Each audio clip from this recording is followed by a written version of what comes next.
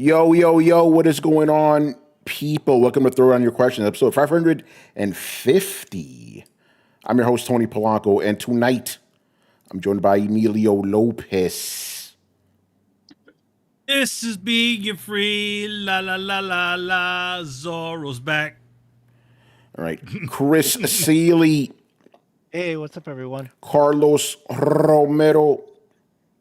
Yo, yo, yo. Brett Murdoch. What up, party people? And Brian Manjoma. Today we mark the 1 year anniversary of possibly the best thing that ever happened. Actually, what? Yes. Wait, is it about Starfield? No, the 1 year anniversary of Concord. Oh yeah, Concord. Wait, is it the anniversary of the release or the day it got delisted? Well, enough. I don't know which one's which.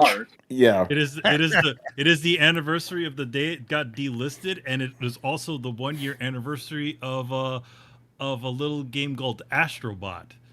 In fact, it got delisted on the same day that Astrobot came out. Have we ever seen Astrobot and Concord in a room together? They may be the same game. Just saying. Also, fun fact: Mr. Richard Bailey Jr. is not on the show because he's paying his respects. Fair enough. He is by the grave of burning Concord discs. Yes. Or burnt Concord discs, so paying his respect in tears. There you go. Possibly pouring pouring a 40 on it. I don't think. Well, he's pouring something else. Richard doesn't drink. You know. Okay. Concord's not old enough to drink. Yeah, that is true. Wait. He doesn't drink. So is cider okay? I guess as long as it doesn't have alcohol, it should be fine. Coke Zero. Yeah, there you go. He's pouring a nice Coke Zero on there. Yeah. Yeah. All right, man. Let's get into it. Some questions, and we're gonna actually start the show off with questions from one of our long-running fans. Been with the show since day one. His name is Romudeth with some original questions.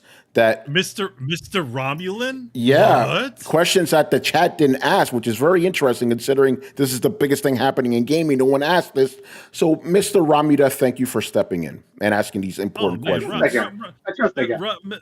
Romudet is just one of those people who has their finger on the pulse of gaming. That's right, man. All right, so first question here is, some indie game developers are upset at Silksong's $20 asking price, saying that they can't match that for their games and saying it's unfair. Are they just being jealous? This pettiness feels like Baldur's Gate 3 and Elden Ring all over. So, Brett, this is the shit I was telling you about. I don't know if you've been keeping up with the whole Silksong stuff, Hollow Knight. I have been keeping up. Well, I have heard a lot of hype for Silksong, and I have heard a lot of people really excited for it, a lot of great sentiment for it. And I have heard that it was actually, I just heard today that it was only $20, and I thought to myself, holy hell, that's a heck of a deal. In response, that is absolutely being people being petty and jealous. I'm sorry, I thought we were in a capitalism. So when you say that's not fair because I can't do that, that sounds like a whole big bag of not my fucking problem. Yeah. Okay, that sounds like you've pretty much caught up everybody with what's happening. Yes, that's what happened. The game came out $20, and now some indie developers saying, "Wait, that's not fair. We can't match that." Oh, like you said, Brett. Oh, that's how capitalism works, bro. Maybe you should make a game that people will want to buy. How about that? Yeah, go ahead. I'll spend money on consultants. You know. Oh man. So yeah, no. When I heard this, Brett, I was just like, this sounds familiar. Remember when developers were salty about Baldur's Gate? Oh, they can't expect all games to be like that, or the Elden Ring thing. It's like, wait, they shouldn't be able to do UI stuff like that. I'm like, you guys are just mad because the game's more popular and shit. Man, remember what happened beforehand? A lot of indie devs were complaining that they had to move their dates around because of Silksong. This game is basically like the GTA of indie games and shit. But I'm like, if your game is good enough, let it compete, Brett. I'm sorry the game rose to the top of a very crowded genre as one of the most quality releases in a while that got a reputation as respecting its players, and then came out at a reasonable price tag and apparently delivered a game that people are really enjoying. So like, I'm sorry that something people were really excited about fairly got made extremely well and sold for a price people could afford in a fucking collapse of a recession. I don't even know how to fit like that. I've reached the point of like my brain is overloaded with ridiculous. It's a really bad time too, because like I've been watching, and I'm gonna start marking down things, but like the amount of games that I am seeing coming out from AA studios with teams between 30 and 60 people whose games look almost unrecognizable from the AAA games that you would normally see, except for the fact that they don't seem like just red tuber fucking slop shit that's just meant to appeal to everybody, full of fucking microtransactions. Like it feels like some really quality games are getting made by some really decently sized studios, and some of them. And I'm not even talking shit that looks like Silksong. I'm talking about shit that is using Unreal Engine 5 and looks like fucking photorealistic. I'm talking about shit that like Fallen Feathers wasn't even like a that big of a development team. I don't think the woo whatever Fallen Feathers. Like there's a lot of games that are being made by teams that are not gigantic. Like I don't think the Ubisoft model works anymore. Like I think they got too big and they just kind of collapsed under their own gluttonous weight, right? Like it's like a turkey, it's like a Thanksgiving turkey who didn't get butchered. It just got so fat it broke its own legs. Which tragically I've heard happens. Maybe that's not true, but I find that shit darkly hilarious if it does. So I don't think that these big companies can run the way that they are. And it's not that they can't be big companies, because they absolutely can. But they can't be big companies that are working on 2 projects and spending $500 billion on that, right? The size of the company should be able to dictate a lot of teams that are able to do experimental stuff. And honestly, y'all should be looking to absorb a lot of these AA studios, right? Like, I do not understand for the fucking life of me why we do not have an industry where teams are actually absorbed. Like it should be a fucking free for all. Like for a brief time, Steam had the right idea. They were taking people who made mods, who made content, and hiring them onto their team. Right? If you're a publisher and you see some indie developers making really good games, here's an idea. Make them an offer. Right? Like most small tech startups, they want to eventually be acquired.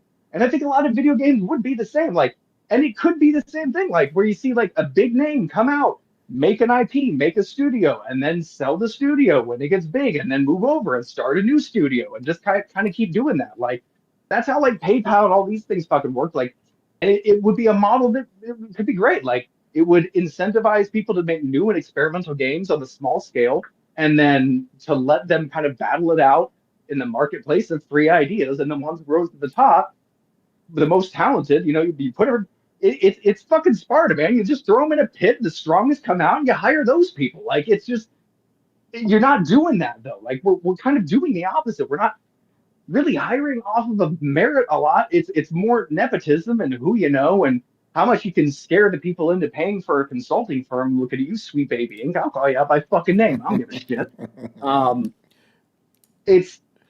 It's these big bloated things that are kind of just, I think, crushing the game industry. And I think GTA 6 is honestly, we think it's going to be one of the biggest games of all time, but I'm becoming increasingly convinced that it is going to be a swan song for the game industry. It is not going to be this big thing that is hailed. It's going to be the death of it's going to be the second collapse of modern gaming. When they come out with that $100 price tag, and a GTA that is gutted, that has no teeth, and it is clearly just a vehicle to get people to buy more shark cards after erasing 5 to 10 years of their progress and giving them nothing but a special bonus hat for having all of the shit that they spent, right? Like, it's going to be like Red Dead, right? Like, oh, we're going to have GTA Online and Red Dead. Yeah, that fucking didn't happen, right? And we all think that this is going to be lightning in a bottle, but I think that this is going to be ultimately where we look back and we're like, hey,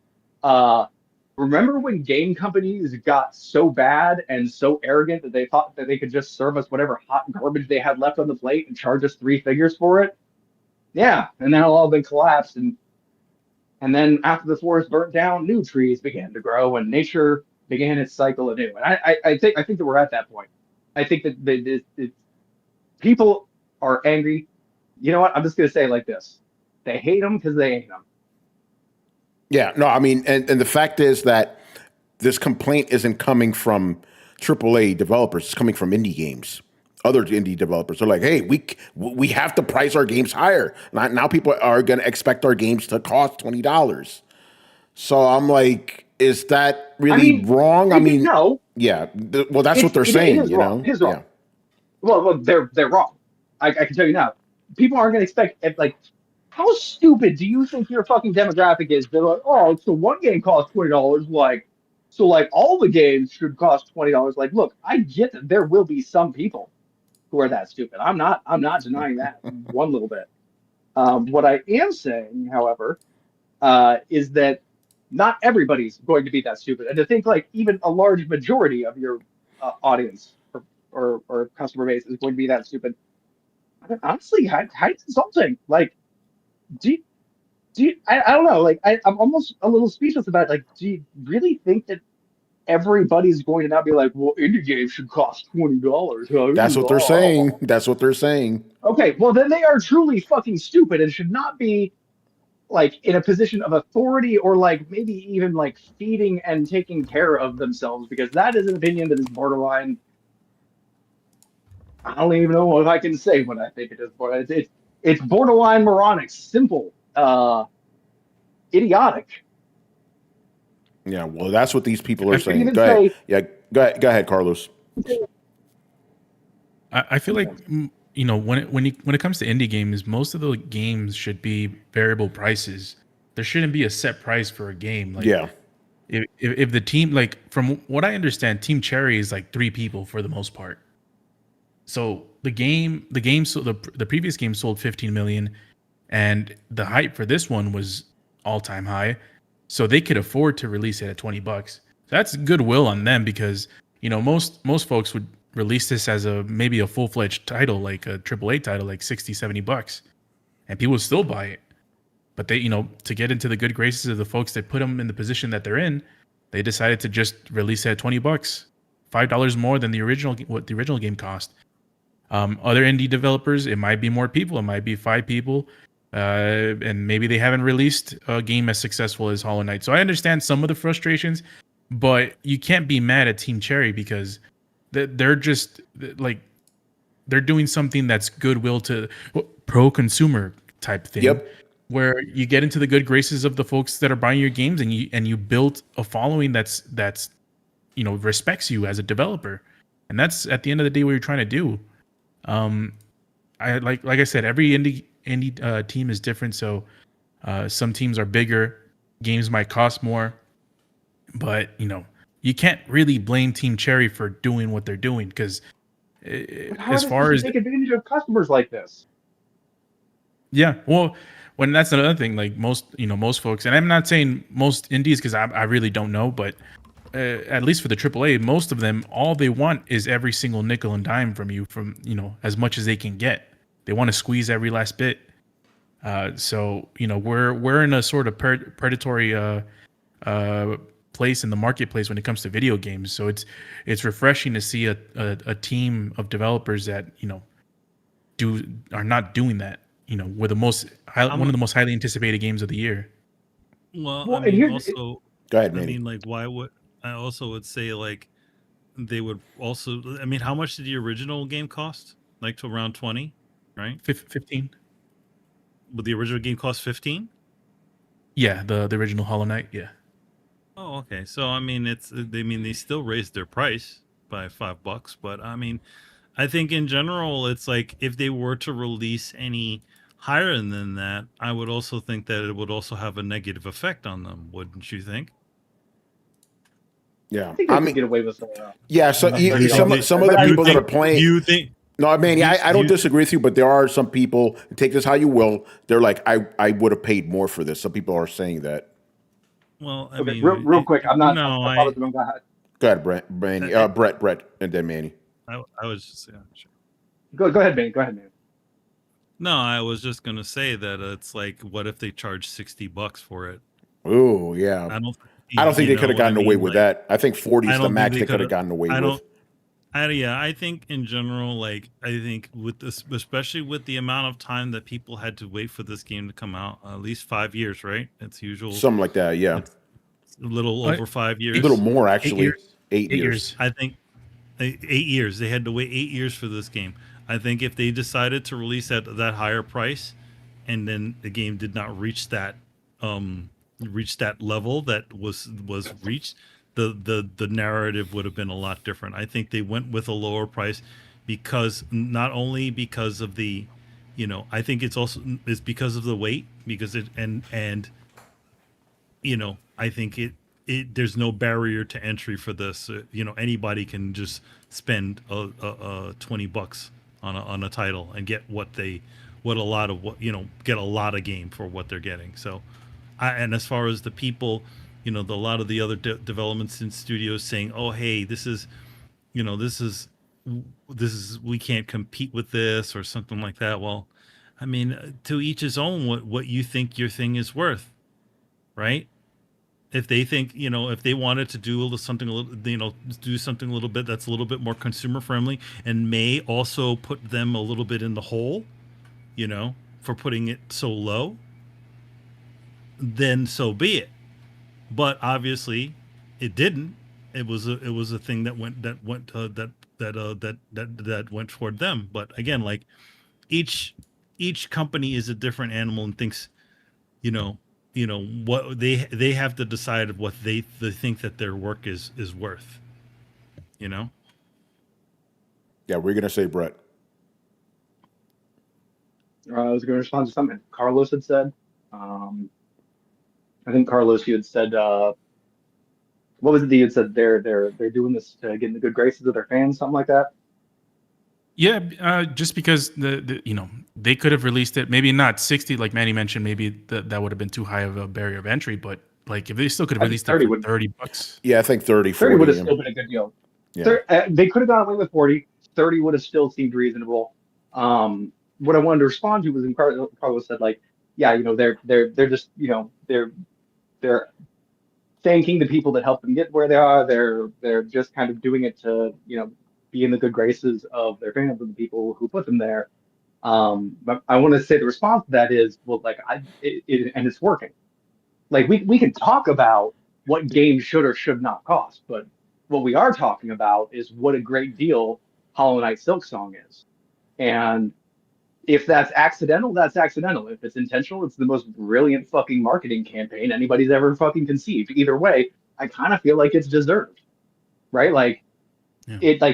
God forbid you make a company who panders to making their customers happy. Like, oh my God, what a thought. Controversy. Like, oh my God. But yeah, you're making money by making your customers happy and giving them a good value. No, you can't do that because you're gonna make all of us look bad with our microtransactions. Like, you're just telling on yourself, bro. Like, that's all you're doing.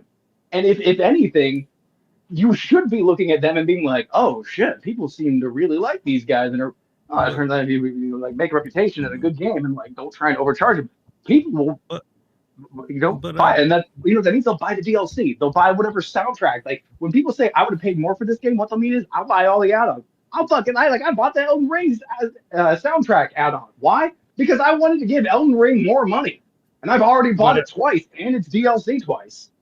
But also, this is also a situation when they already have a good reputation, right? Mhm. Like, if you're a guy that's just coming out of the woodwork, just trying to make your own game, of course you can't compete with that because you don't have that established fan base. The Hollow Knight fan base is ravenous, so it's a very unique situation that they're in. So Not really. No, it's a unique situation because It's a situation. again, like if you're shit out of nowhere guy, you can't compete with that because you and how don't did Hollow have Knight that. 1 do it? What's that? How did Hollow And One how did Knight do Hollow it? Knight 1 do it? Well, I mean, again, it's like how, like, you say like, oh, just make a good game. There's a lot of people just trying to make good games and just get lost in the fucking mix. So no, I can understand why they say that they can't compete with this because of the fact that they obviously, yes, they're doing stuff for their fans, but what about people who are just going to make out their games? There's so many games that get put out onto Steam. You know, Yeah, the creators Hollow of Knight Hollow is Knight also are. Hollow Knight is also a very unique situation that it managed to cut through all of the other things, and also sort of like a snowball effect with them as the years have gone on, has gotten more and more acclaim, it become more and more So, had gotten more and more acclaim over the years. So so sure. I can, in one sense, I understand that, yes, this is a good thing, that they are thinking about the people, but I also understand the other side of it, where people are saying, oh man, I spent all this money on this thing, and this is our shot in the dark, and we're trying to make the best game we can. And then these guys who already have this established fan base just literally chopped everybody else down. I can understand that. It's more expensive than the original. It is not the responsibility of Hollow Knight to make sure that other people succeed more or as much as And they nowhere, do. and nowhere, yeah, and nowhere. hold on. Yeah, let him finish, man. Let him finish. Okay. The big point is, yeah, people can't compete with Hollow Knight. That's the point of being exceptional.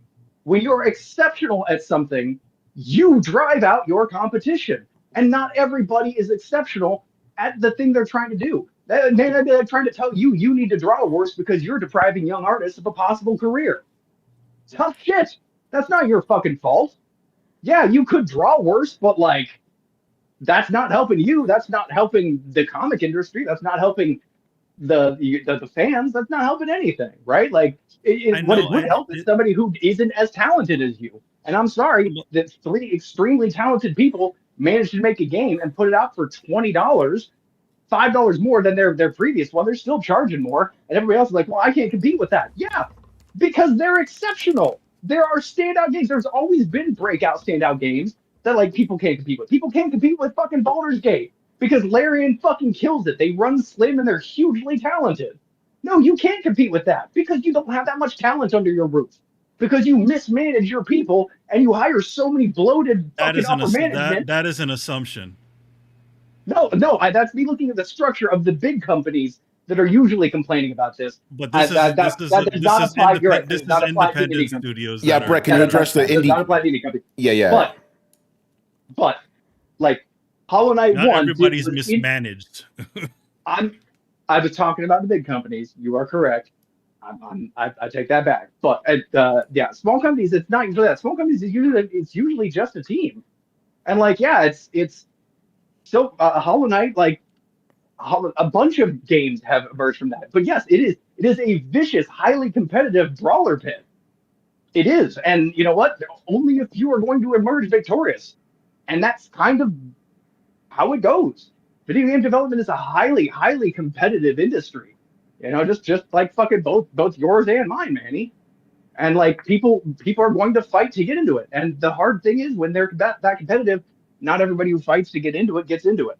And if everybody did fight who got into it, fought to get into it, it would water it down and honestly kind of blend the talent out. You would be seeing less good projects the more untalented people you put in roles. It's just how the real world works. You can't compete with Hollow Knight. And Hollow Knight shouldn't handicap itself so you can compete with it. Right? Like it's just I think it's more that I think that this comment comes from more of the type of, because when a person sees these things, they don't see teams. They don't see like, hey, only 3 people worked on this. They don't see that sort of stuff. As far as indie and any of the other things, they don't care about how many people worked on these things. I think it's just like, for some independent studios, let's talk like that have larger teams that, to do these titles. Obviously they can't compete on that level because of the, complete on that price range, because they need to justify how much they're paying their individuals on their team. Right. But both of just to those things clarify, I are wanna make seen as sure- both of those things are seen as independent games and not seen as equal. And that's where I see where this comment comes from. It's a thing. It's like, because nobody ever sees how many, well, you guess you see the credits, but nobody ever sees the amount of people or how much, things are being spent or what's being done. And each studio, charges what they think their work is worth. Okay, Yeah, but I'm hearing a lot of excuses and not a lot of maybe solutions. their game, maybe the game that the game that maybe have been maybe developed by their 33 person team, they need to pay those 33 people that worked on that team, right? But Okay, again, so dude, let me ask you this but question. then becomes the expectation. Okay, why? Okay, this game is $20. How come this game isn't $20 and it's not as nearly as long as this other game? Because there's never seen any difference between them. Okay, When it can I comes ask to the question that. I've been trying to ask since the beginning Oh now? yeah, sure, yeah. Okay. And what the fuck is Hollow Knight supposed to do about that? Are you actually advocating that they should raise their prices and cut off their No, own sales?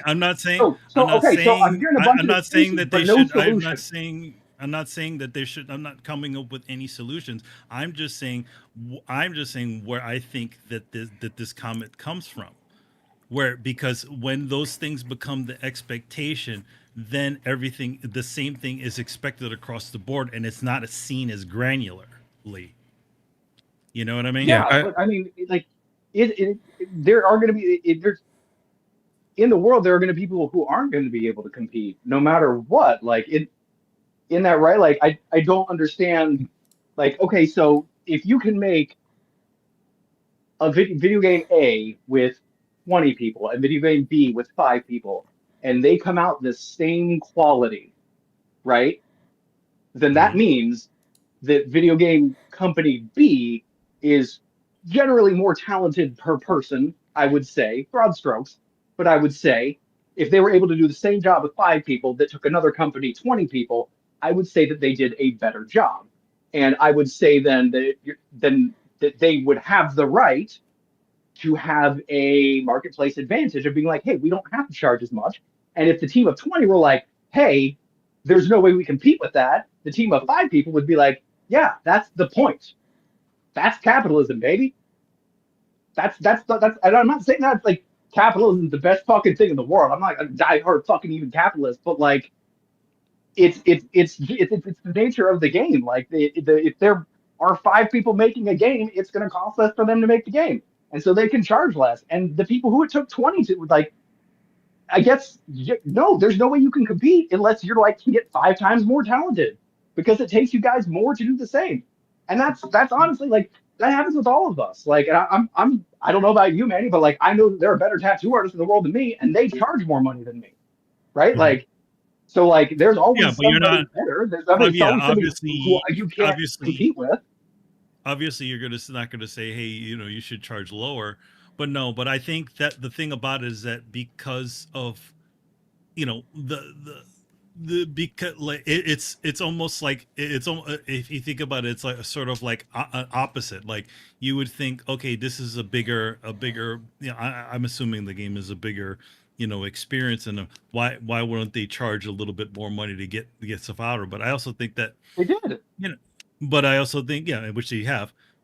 But I also think that I can understand where another studio could say that, where they could say Oh, like, man, I mean, this, I understand, but it's like, man, it sucks. It's like, okay, we got a pretty damn cool game on our own, but now everybody's going to expect every single indie game to cost $20, and we can't yeah, physically charge that for the amount of work that we put into this title. We can't, we need to at least guarantee we're going to be getting just a little bit, more than at least to cover all the people that work on our team, no, and I get that. Like, dude, I have people come to me and they're like, oh, I want this big tattoo, and I'm Hmm. like, cool, that's gonna cost like 2 grand, and they're like, oh, well, I know this guy over here that would do it for Yeah, this, and I'm yeah, like, I can't compete with that. So, That motherfucker ain't because as good as you, though. you know. they could that is yeah, because but still, because they and you just said it right there. They, at the consumer, don't see the difference between you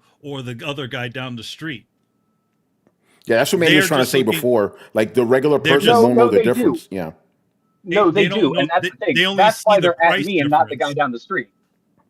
No, they do understand the difference. That's why they're trying to get my tattoos at his prices. Yeah. Yeah. So they do understand. To be fair to Team Cherry, I mean, if they charge $20, that's more money for the consumer to buy other indie games. That's a good point. Yeah, man. Bucks, you just now you got $30 left over to buy something else. Yeah. Also, but I gotta say, I don't see like, to be honest, like I don't see this situation as like because these are independent studios and it's not a big corporation doing these sorts of things.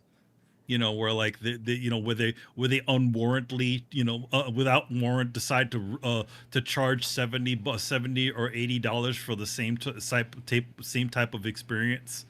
You know what I mean? But like unproven indie studios shouldn't be charging fucking more than $20 for their games, in my opinion. Well, it also depends on the scope. What type of you're telling me that you should cut your scope down, cut what you want to do down, undercut yourself because you want to look at like that attractive. I don't know. That is exactly that is exactly what I'm saying, and exactly what you do in comic books. You do not come through your first comic book with a 25-page or a 25-issue graphic novel pitch. You come with a 4 to 5 issue pitch that can be summed up, and you can prove yourself and then expand on that and get another project as you go. You do not come in for your first bite and try and eat the whole goddamn turkey. It does not work in any industry. I mean, Exposition 33 did it. Exposition 33 was made of a team of previously super talented developers. Still an independent studio. And still, how much did they charge for it? Like $50, I believe. Yeah, like below market average. Yeah, so they didn't charge the standard rate. Yeah, they came out with. They also didn't charge 20. But yeah, well, they also didn't charge 20. Well, Hollow Knight Silksong is like it's like a Flash animated side scroller. Like we're talking about two different games, right? Like Expedition 33, you look at it and you're like, this looks like a AAA game. How much is it? And they're like $50. You're like, oh, that's way cheaper than I expected. Hollow Knight Silksong, you look at it and you're like, oh, it's a side scroller. What is it, like $30-$40? $20. Oh, that's a lot less than I expected. Same thing. It's basically same. It's just they're doing it for a good price. And a lot of what it is like, yeah, there are indie games that do charge more, but like I don't think that like Remnant 2 is going to be confused with Hollow Knight Silksong in any regard in terms of like quality. Like Hollow Knight is a great game and everybody loves it, but it is in my opinion not worth what Remnant 2 is. And if y'all know, like that thing came real close to being my game of the year, and I still fucking love that game. And its replayability is just insane. But it's it all depends on expectations versus reality. If you look at a game and it costs less than you expected to, then I think that you've hit a good mark. And I think that a lot of these people who are upset are either honestly just like, okay, well that's ridiculous, and just so the consumers know we can't all be Hollow Knight Silksong. To which I'm like, yeah, no shit. If anybody knows this, consumers know this. I'm not sure if you guys know this, but like we know that all games don't hit. You guys, game companies don't really seem to know what games are going to hit, but we seem to be. I swear to God, this panel has a better idea of what games will hit than most major game companies. Yeah, well, we're pretty enthusiasts and stuff, but yeah. Anyway, because I do want to move on, but I generally agree. And okay, I'm gonna withhold some of the stuff. Brad and I were having a really good conversation before the show, and I had said something about like, my general stance when it comes to like war is like, who is the rightful ruler of this land? The guy who has the power to take it, right? So in the same extent for this, right?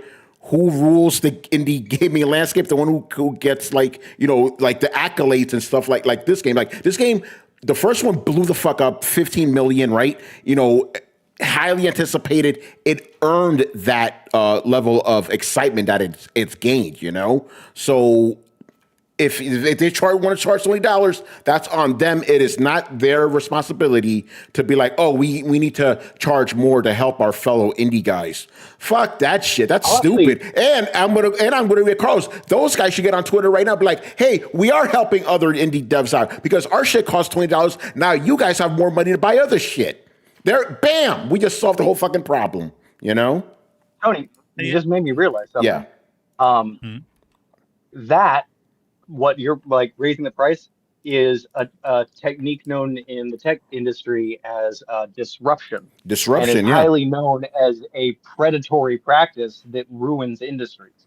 Going in, setting a super low price that other people can't compete with, and then once you gain fame and notoriety, you jack up the price because you've pretty much become known as the major game in town. And so you can start to exploit your customers after you've made your name, right? That's the thing that they disrupt entire industries. That's the reason like Uber, but I don't think cab prices, and now Uber prices are more expensive than cab prices are, right? Like, so like no, we shouldn't come in with low ball hit games and then charge AAA prices as soon as they get popular. Silksong hasn't done that, by the way. Just throwing it out No, they there. haven't. They did a 25% price increase, which I feel is really, really fair. Yeah. Who did we lose? I think we lost Carlos. Oh, what happened? Oh wait, no. Yeah, Carlos fell off. I think he said BRB. Okay, yeah, he's probably on a call or something. All right, good stuff there. Let's move on. Unless anybody else wants to say anything about the whole fiasco. Brian, you have anything to say about the indie devs getting salty about this? Let them be mad. I mean, it's not Team Cherry's fault that they have a game that people are wanting to play and they price it at a reasonable price. So I'm with Tony here. Like if you can't compete at that price point or give the same level of quality at that price point, then whatever you're going to be asking isn't going to be worth it. And again, it's a shame, but at the same time, it's not Team Cherry's fault if you're angry at them. It's your fault for not being able to match it, in my opinion. I don't see anything wrong with somebody having an issue with the way something's going. Obviously, they know that they can't go and switch things around for everybody else, but I think also having something to say about it. It's like, because it's like, okay, now you expect me to do the same thing, even though I physically can't do that thing as far as finances. Like expecting everybody to undercut themselves because one studio did it. That's not Team Cherry's thing. It's just that it's the general zeitgeist a perception of a thing that what I'm talking about with the situation. Yeah, from indie developers. Okay. Yeah, it's like, okay, now I get it. Like, again, it's a great price to play a game for, especially with what they've put into it. But again, it's like, now we have to all undercut ourselves to try to be this thing and maybe put ourselves into a worse position. It's just that's the least the way. I don't see, at least I understand where the complaint comes from, but at the same time, people are gonna they're gonna do what they're gonna do, and that's the best. I feel like that. I think that what they did is a good thing. You know what I mean? Yeah, go ahead, Brett. Can I ask where you guys because maybe we're just running in different circles. No, remember, Brett, I agree with you. I'm a very Darwinistic capitalist guy. I'm like, let the guy who Here's the thing for me. It's not that I don't I am disagreeing with what you are saying. I am not disagreeing at all. I haven't said it yet. Go ahead, Brett. This is just to make what I'm saying, what I said clear. I'm not disagreeing with anything.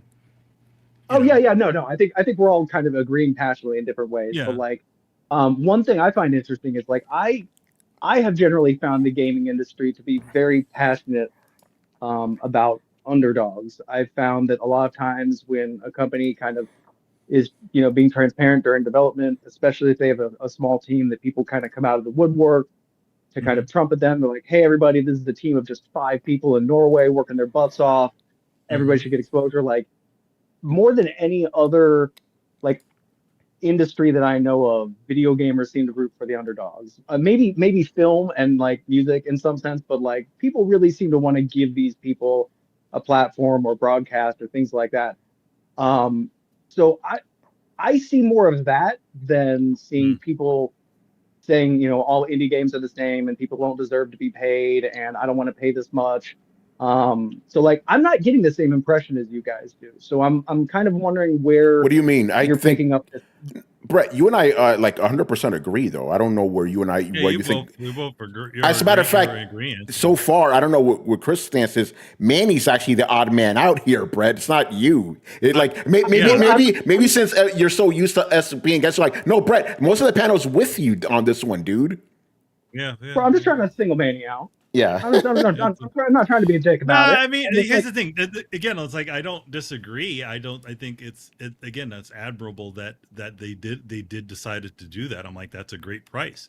But again, like I also see like the other side of it. It's like, oh man, like now, okay, as a, our studio, we may need a little bit more people to do these things. Okay, we got more sprites and things. We're not using a flash game to make our, using these sorts of techniques to make this game. We decided to do all, hand drawn sprite animations for our game. Or let's say like the Tomu, right, who have the Ninja Gaiden, right? They have like they're like hand animating all of their Shinobi. They're hand animating every single sprite on that game. That shit takes a long time. So it's like we need people to do. We know about it. And we're talking about it. We're broadcast. We're platforming it right now. And that's what I'm saying. Like we're like, hey, these games they cost a little more because they had more logo in them. Like, and gamers will be super quick to point that out. So I guess despite being a cynic, I'm still the hopeless romantic of like, I don't know, man. I think that people will give games with variable pricing consideration depending on what they are. I don't think that there's going to be any like, oh, indie games should cost between $20 and $30. This is just ridiculous. I'm not paying $50 for an indie game, even if it looks like Remnant 2 kind of thing. I think that is one situation where I will disagree on. I think that gamers are fickle. I think gamers, we've had this conversation, like 6-hour game versus this shouldn't cost the same amount of money. We're talking about the Order 1886 situation. It's like that game costs way too much for what you actually get in the game. So I think I don't think that people see things as like that. I think people see the cost and they see they see how much they're getting, and then they're like, okay, this seems to equal up. Obviously, you said that a lot of people say that this game is is a lot. You're getting a lot more for what the price. Yeah. Well, the actual gamers actually complain about something different about this game, and it's and we didn't get a question about this, but it's that age old argument. This game is too hard. Where's the easy mode? That's what I'm hearing from gamers. But we could maybe talk about. Yeah, go ahead. An NES. Exactly. Yeah, pretty much. Tell me you didn't play NES games without telling me you didn't play NES games. Chris, what are your thoughts, man? I want to get you in here. What do you think about this whole situation with the indie devs complaining? I mean, I really shouldn't complain. There's a difference between disruption and price fixing. You can't collude in any industry. You cannot collude on pricing to get price parity, whether it's high or low. Like there's laws against it, but there's also that whatever you think your product is valued at, you're allowed to price it as that. Right? The Silksong developers think that $20 is a fair price for their product. Then so be it. It's not up to anyone else to say, hey, we can't compete that low. That's a shame, but you have to figure that out. That's not their problem, right? And they can't increase prices because you can't compete. That's price fixing. You're not supposed to do that. Yeah, so that's where I'm at. So I'm agreeing with you and Brett basically on that. Yeah, that's what a lot of those like people who sell like retro games.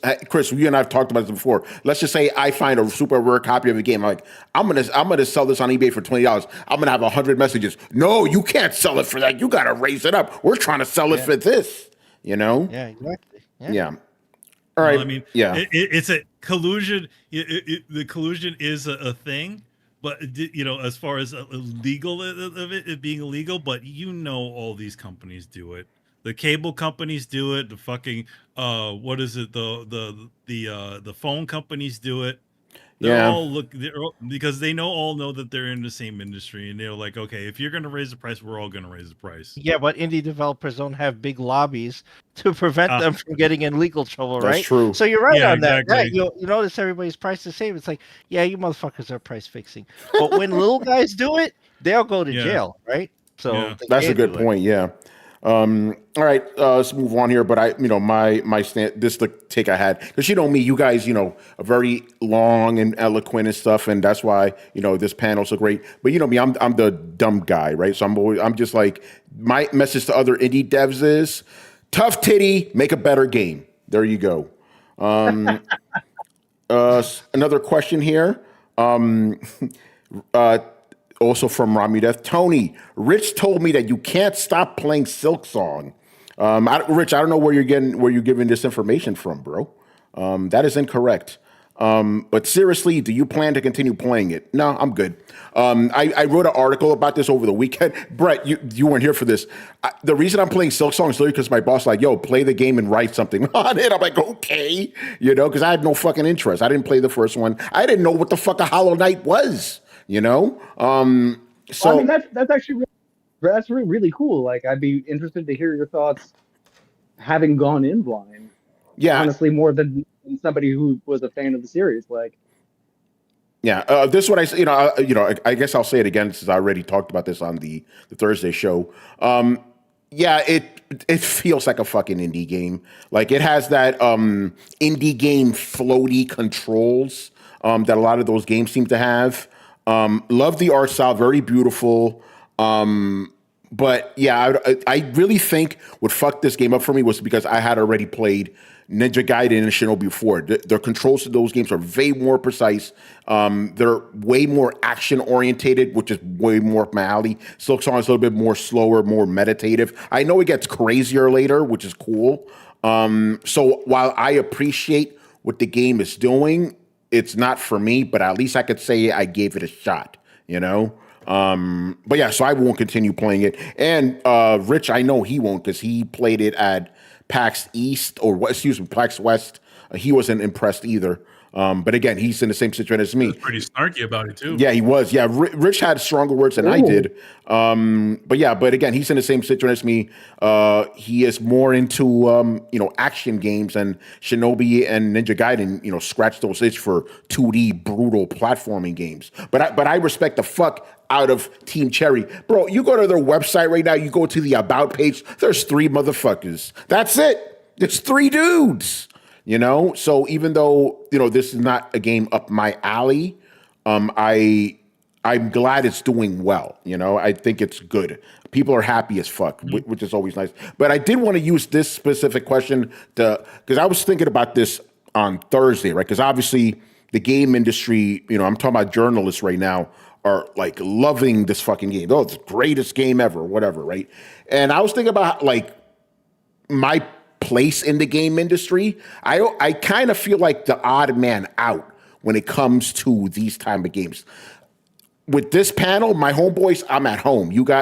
We generally like the same type of games, right? But I noticed that the games I like, normies don't get, and then I don't like these like artsy fartsy game industry darling games and shit, So I'm like in this weird spot as a game reviewer where it's like, okay, my tastes are too nerdy for the average person, but not nouveau enough for the proper gaming journalists and shit. It's a very interesting place to be in. Like, for example, shout out to Gene Park. This dude literally said, he's like, yo, I have a date tonight, but I kind of want to cancel to keep playing Silksong. I'm like, bro, really? What the fuck? For this game? I played 2 hours, I was done. I'm like, I'm good. Let me go back to playing something I'd rather play, So I know non sequitur, but I'm just in a weird spot when it comes to me being a game journalist. Like, I don't generally line up with the taste of my quote unquote peers and colleagues and shit. You know, like I'm pretty sure when I play Expedition 33, because I do want to play it just so I have knowledge of it, I'm pretty sure I'm not going to be as enamored with it as everybody else. And then there's those other industry darlings like fucking Hades and Fall Guys and all this other stuff that I played. I'm like, you know, whatever. Anyway, Brett, what were you going to say about that? That's just me just going off on a weird tangent. No, I think that actually kind of loops back into some of the stuff we've been talking about. Like, I think it's, I've actually been talking to other people this week about how I think there's a big component of satisfaction has to do with the differentiation between expectation and reality, right? Like, if like going into a movie blind, I'm generally going to like a movie better if I go in blind, right? Like, it doesn't matter what kind of movie it is.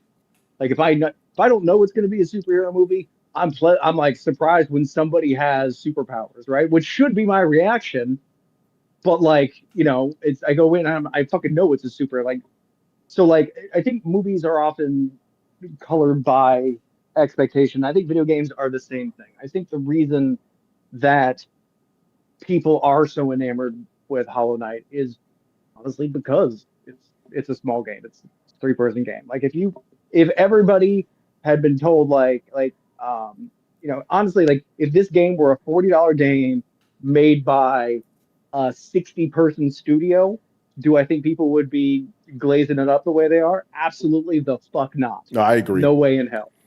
Yeah, again, this is a special situation, Brett. $20 by 3 dudes, you know. So I agree with you on that. Like, yeah, people love gamers love glazing up the underdog, and I kind of feel like by all metrics, Ninja Gaiden is a better game. I think. I haven't played either of them, but I feel like from what I've seen and heard, by all metrics, it's a better game.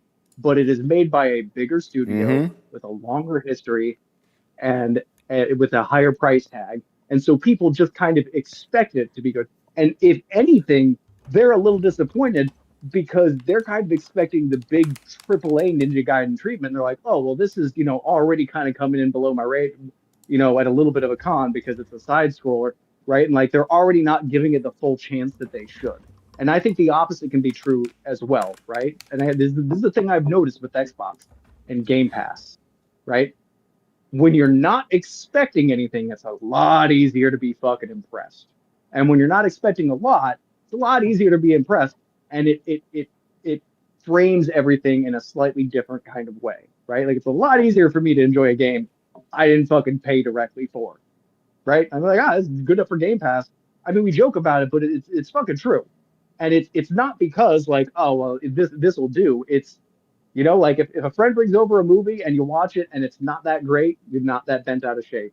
If you go to the movie theater and pay $60 to watch the movie, you might be a little pissed off, right? Because the expectations were different in those situations. One was just you're hanging out with your friend. If the movie's great, it's great. If it's not, still hanging out with your friend. The other one is you made your whole fucking evening about this goddamn movie that turned out to be a big fucking nothing burger. So I think that I think we really we cannot divorce the context of how the game is made from the game in today's day and age of social media. I don't think that there's many people who are Hollow Knight stands that don't know and will repeatedly tell you ad nauseum about how small the team was. And don't get me wrong, it's I'm not saying that they shouldn't. It's a genuine accomplishment, but I think it gets a boost. I think Hollow Knight gets a boost. Yeah, gets the underdog boost, and I think it deserves it. By the way, Brett, you'll like this. So Ninja Gaiden, and this is not a discount. Both of the price I'm about to give you now are not discounts. Ninja Gaiden is $25 and Shinobi is $30. You're eating good if you love 2D action. $30. Yeah, $30. That's too expensive. Too expensive. I mean, according to these indie devs. Yo man, how are they going to compete with Hollow Knight? Yeah. Well, you know why? You know why no one's saying that? Because it's easier to go after the little guy than fucking Sega. You know, or who made Ninja Gaiden? Here was it? Dotemu? No, they developed it. I mean, the publisher. Yeah, the publisher is Dotemu. But it has that Tecmo in there. So that goes to your point, Brad. These are bigger, quote unquote, bigger games and stuff from well-known franchises, so they have a leg up. But no, I'm absolutely, even though Hollow Knight's not for me, I'm absolutely not taking anything away from its accomplishments. I think it's great. But I will say it shouldn't cost much. Like, oh my God, if they raise their price any, it would cost the same amount as Ninja Gaiden. Yep. I did not realize that. You should definitely not raise the price on that. Oh my God, the people who are telling them that they can't compete with that. You should be telling that to Sega, not Hollow Knight. That's a good point. Why aren't you motherfuckers yelling at Sega? Why are you selling Shinobi for $30? We can't compete with that. I'm just saying. Why aren't we saying that? That's the bigger issue, man. Like, nah, I think we just expose these dudes, bro. None of these guys were saying, Sega, why are you selling this game for $30? We can't compete. We got to change our release dates now. I didn't hear that. Or big guy picking on the little guys. Yeah. This is not fair. We're making our own 2D side-scrolling game, and you're undercharging us. What the fuck? Hypocrisy. All right, man. Yeah, what's up? Real quick, I do agree with Brett's, going back to the original question, I do agree with Brett's stance on it, but I also want to mention, we're talking about Tony here. You got to take into account the Tony tax. What's the Tony tax? When the video game industry praises a game, you cross your hands. I cross my hands in general, bro. That's just how I am. Like, word. Bro, we all a little bit contrarian. Yeah. So I feel like Rachel refused to watch fucking Avatar because too many people liked it. Wait, what happened now? We all got a little bit of that in us. Oh yeah, the James Cameron. Hey, listen, you got to have that, man. Listen, I have a lot of that. I'm like, oh, you like that? Convince me. Yeah, exactly. Skepticism. Nothing wrong with that, man. Because listen, time is precious. You can't just be jumping into any random thing that somebody recommends. Because 9 out of 10 times it's going to be shit. Anyway, let's move on here. There's a question from 2DXNYC, who was also Jeffrey Wilson, the homie. Actually, no, excuse me. We're going to get to that question later. His question is following up Mob Hits' question, so sorry about that. Mob Hits, couple of questions about Marvel Tokon and our system works. First question here. For the ones who got in, Tony, what are your impressions of the Marvel Tokon beta? So yes, Marvel Tokon beta happened this weekend. I'm not going to say I was lucky enough to get in. I emailed Sony 3 weeks ago. Yo, can you make sure I'm in this fucking beta? So I played a lot of it this weekend. Again, I was like, why am I going to play Hollow Knight when I got fucking Tokon here, bruh? The game's very cool. A lot of people are telling me that I was going to have a hard time because I would be thinking about Marvel vs. Capcom. I didn't have that hard time. I went in there thinking, oh, this is going to play Guilty Gear and Dragon Ball. Guess what? It plays like motherfucking Guilty Gear and Dragon Ball Fighters. And I had no time, no problems at all acclimating. Really cool, fast game. Graphics are fantastic. I will say I wish they had like a tutorial in this fucking thing. They literally just throw you into an online lobby and you just fight people. So you're trying to figure shit out.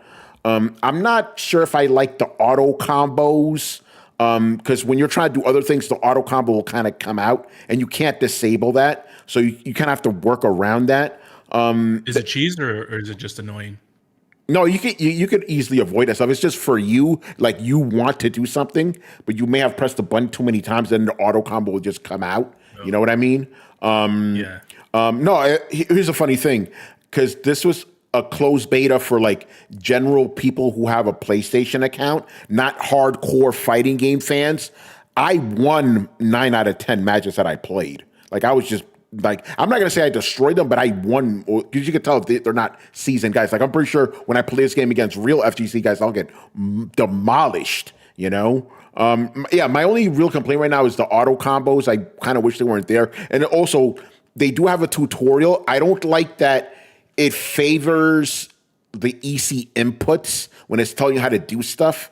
Like, for example, to do a super move with the easy mode is press like a direction, like forward. Yeah, press forward, triangle, circle, and R3. You got to hit those 3 buttons. I'm like, what the fuck? I couldn't pull it off even on on an arcade stick. I'm like, this is crazy.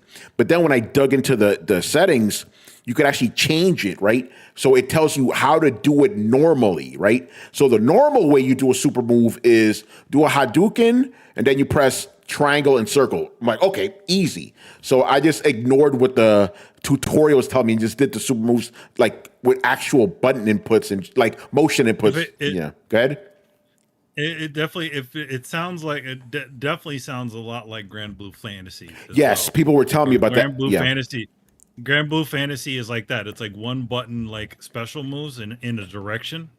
They have the special move button, right? Just like in Tokon, right? Yeah. So but just like Grand Blue, if you want to do the move the real way, you could do that as well. And doing it that way, and doing it the correct way gives you slightly more damage. So like you're rewarded for playing the game correctly. So yeah, the playable characters were Captain America, Doctor Doom, Storm, Star-Lord, and Kamala Khan. And they were all pretty different in their own way. Iron Man. I liked Captain America most because he was like the most well-rounded. Doom was probably the hardest one because he has a lot of setup traps and shit flying around.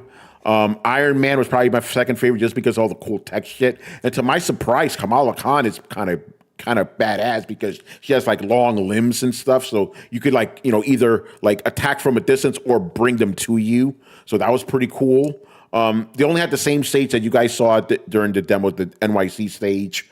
Definitely has that like Guilty Gear-ish music, but not so much. It's really more, it's like a mix of like the Marvel Cinematic Universe music and some of the guitar stuff from Guilty Gear or Dragon Ball. But yeah, like I just wish they had a proper tutorial, like not a tutorial, a training mode, so I could try some of the shit out because it's a tag game.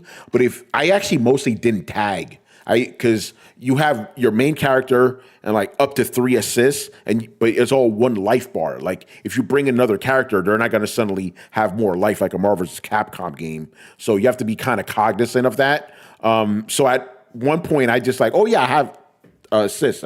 Maybe I should bring them in. I just didn't use them a lot of time. It was more like a one-on-one fighting game.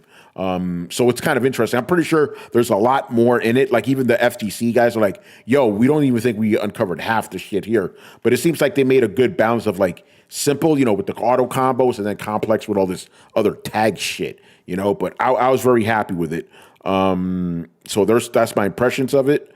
The next question here for Mop Hits is, Arc System Works really needs to stop. It really needs to stop with these chibi lobbies for their games. Do you agree? Yes. If you've played an Arc System Works game, you know that all their lobbies are basically like a chibi version of your character running around like a world with other chibi characters. I'm like, why are we doing this, man? I know you know what I'm talking about here. It's silly. Yeah, they did.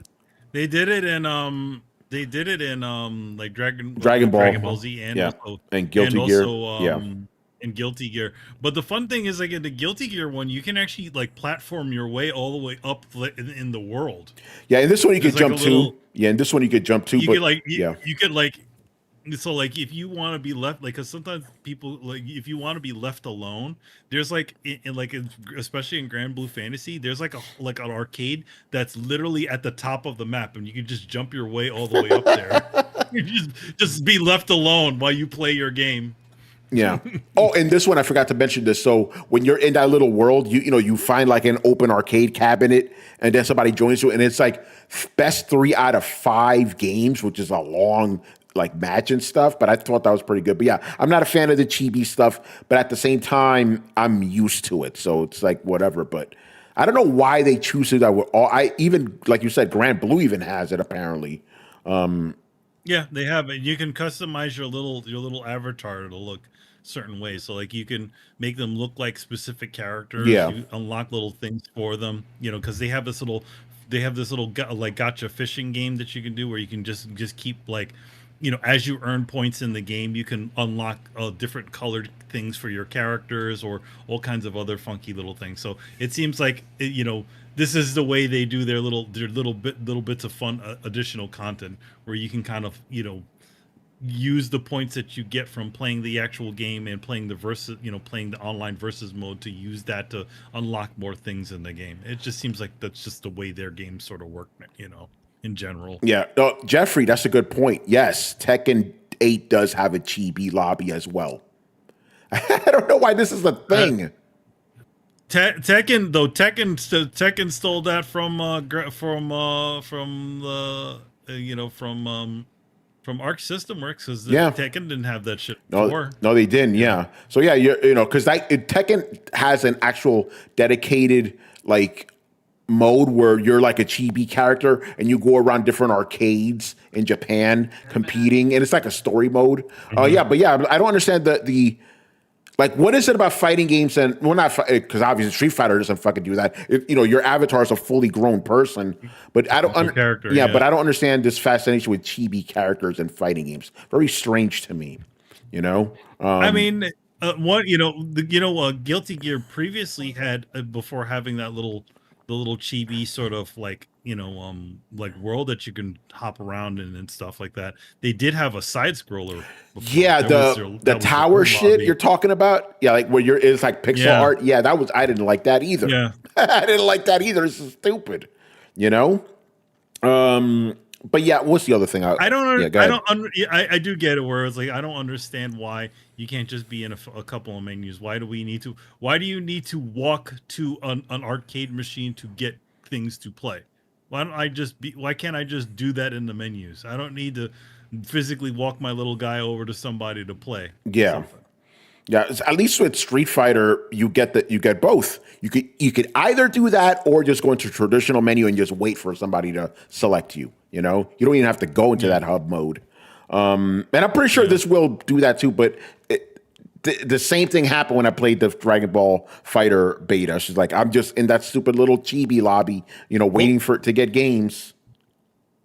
The thing that bugged me about the Dragon Ball one is that their whole menu system is all based on that too. Yeah. Where in order to go into training mode, you have to walk your little guy all the way to the training mode. Yeah. Whereas as opposed to just clicking it down on the thing.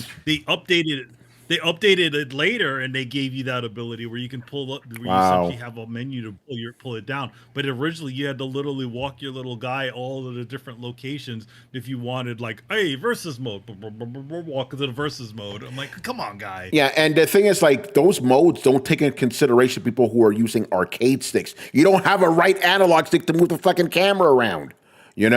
So in this one, I had to move my character and then flick to the right stick, because there's a toggle between left stick, D-pad, and right stick. So I would move my character where I want, flick down to L6 so I could move the camera so I could see what I'm doing. So they don't take that into account, I had the same problem with Street Fighter as well.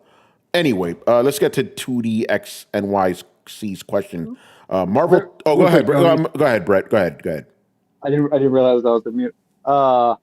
I can't excuse the lack of accessibility, but I will say, begrudgingly, and take any questions if necessary, I am one of those guys that likes that stuff.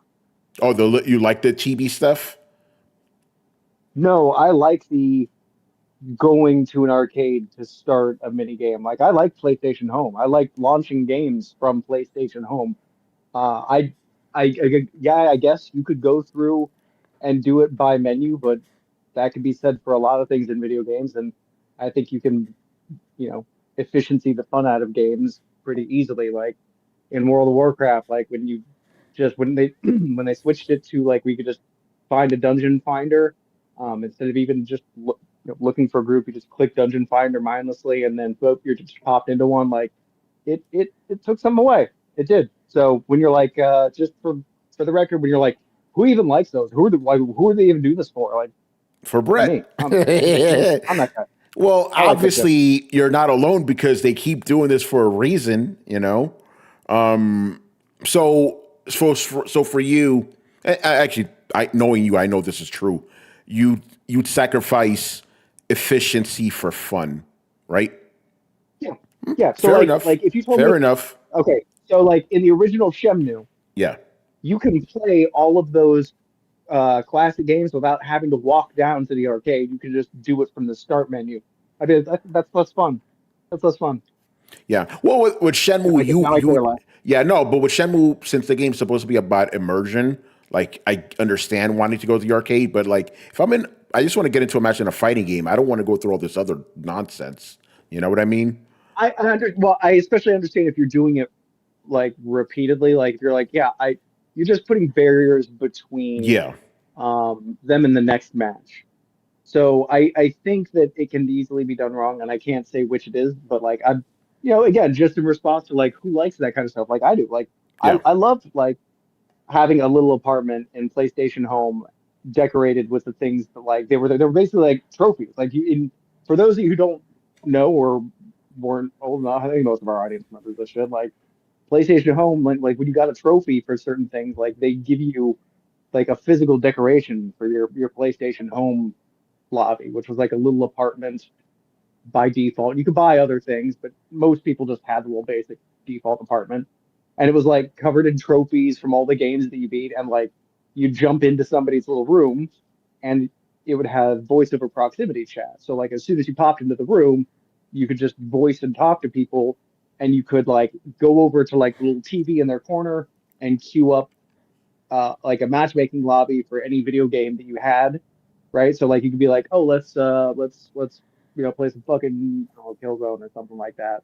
And each person would go over and like press it and ready up, and then in the meanwhile, your fourth friend is off making a fucking sandwich or something, right? Where we've always been part of that group. We're like, where is that motherfucker, right? But you'd be just like going around looking at PlayStation Home, like looking at their trophies, looking at what they got them for, and then you could have like little arcade machines that you could like play Double Dragon and shit at somebody's little arcade machine in their little house while waiting for a game to launch instead of just waiting in a lobby, which I just thought, I don't know, man. I just thought it was more fun. Like, yeah, I guess I could sit at a lobby and look at a bar and, let it tell me searching for match, but I'd rather hang out in a little apartment and look at all my friends' trophies and be like, dude, I didn't know you 100% of God of War. And like, oh, yeah, blah, blah, blah, blah, blah. Like, it just felt like a cool social connection. Yes, definitely the expense of efficiency, 100%. But I think a lot of what video games are is at the expense of efficiency. So like, where do we draw the line? I know for you, it's not PlayStation Home, and that's fair. But like, I don't know if there's a solid answer for that. There's a Yeah. lot of things like just fast travel, like that's convenient. Does that take away the fun? Some could argue yes. Yeah. By the way, for all you guys who say Brett is a PlayStation hater, he just spent 10 minutes extolling the virtues of PlayStation Home. So shut the fuck up. Yeah. Yeah, PlayStation, I love PlayStation. I just want them to do better. yeah. Manny he played a lot of Home. You're doing that She game or whatever. Yeah, I was playing. Yeah, I went on Home just to do the sheet. Fuck Home. Shit the dollhouse. Cool. It was pretty cool. I mean, There but was I could some cool understand. things I there. could understand. I could understand. Yeah, like there was. You could all have all kinds of goofy costumes and stuff. I mean, if you played Metal Gear Solid Peace Walker, you got a snake outfit and stuff like that. They had all kinds of funky things that you could do in there. But yeah, I mean, I just to be honest, like especially when it comes to like fighting games, you kind of want to get to it. You don't want to jump around in the hang like at least what like with the online mode, you don't want to have to walk to the other side of the room in order to get into an actual fighting game. But that's why I think Arc System Works added all kinds of other things to do in that little environment. Like they added the little fishing game where you can essentially unlock things and do all kinds of other funky things there too. So they gave you other, like you can play other games inside of their inside of that little environment, like that are not not the actual fighting game. Like they have a shooter, like for Grand Blue Fantasy, they have like a shooter and they have like a turn-based RPG inside of there. and they didn't need to put that in there, but they obviously they want you to try to play, give you something to do besides just playing playing the actual fighting game. So I can understand it on that level, but when you start complicating things, like let's say you have, again, the biggest offender I would say was that made me annoyed was Dragon Ball Z, where essentially the only way initially before they updated it to get to all those other menus was literally to walk to another part of the room. I'm like, I want to get into story mode. I don't want to have to spend the 2 to 3 minutes walking my little guy all the way over to the to the story mode section of this map. Jesus, that is way too long. Also, like at that point, especially in like versus games and fighting games and shit, like I would almost say the complete opposite. Like it would be cool if you could launch it in the background and have it like looking for a match while you're like, you like pop it on YouTube. It's like match found, and it pops you into the game. Mm-hmm. You finish the match, and you pop back out, and you finish your YouTube video while it looks for another match. Like I would almost rather, for those types of games, like just let me do my second screen experience and let me know when I'm ready. Sometimes you can sit in a match for like a lobby for like, especially late at night, like 5-10 minutes to find a good game. Like, shit, I'll watch part of a YouTube video while I'm waiting. Like, I'm doing that on my phone anyway. So like, just play it and then like have a notification pop up in the corner of the screen that says your matchmaking's ready. Like, I don't even need to be in the goddamn game at that point. Yeah, that's something. I know that is the entire other end of the spectrum from what I just said. Yes, I am aware of that, and I believe both of them simultaneously. I just don't believe the middle part as much. Yeah, I think that's fair enough. All right. The next question here: Marvel Tokon can be played as a team fighter or as a single fighter with assists. Does one approach have an advantage over the other? I don't know, because the jury's kind of still out on how well Tokon works, the tagging.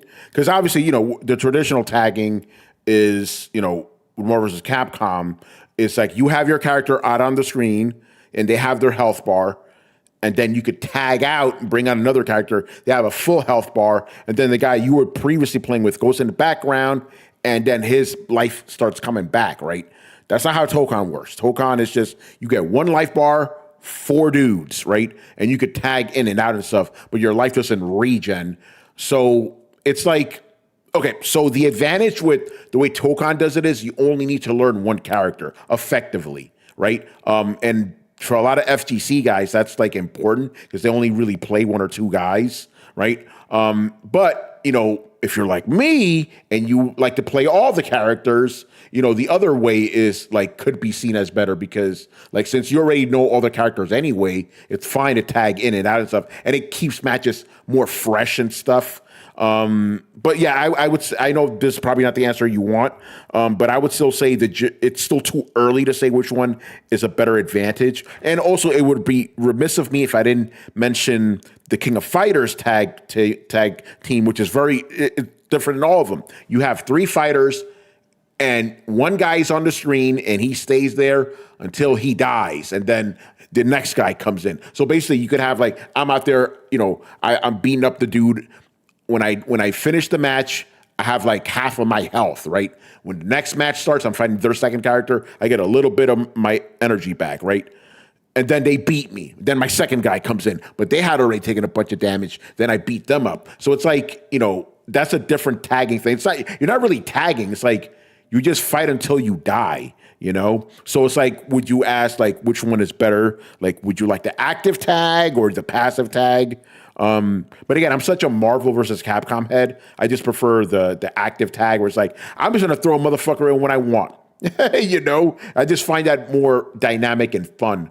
But Tokon does do it in a way where even if it's just a guy jumping in to get like a quick snipe or whatever, it still works out pretty well. It still feels cool, even if you don't become them or you can't, for lack of a better term, cheat, and like throw your guy in the background so he can heal up. None of that. It's like you just got 1 health bar. But the interesting thing is like, because in this game, when you knock a character into the next part of the screen, that's how you actually unlock your characters, which is kind of strange. And every level has like 3 like stages, you get, for lack of a better term. It's all horizontal. You just punch them into one place, then punch them into another. So when you punch them into the last one, then you have your full team. And apparently you do get more health that way. But it's very different than MVC. But yeah, I don't know which one is inherently better. I guess that's for the fighting game community to discuss when this game drops, But good question.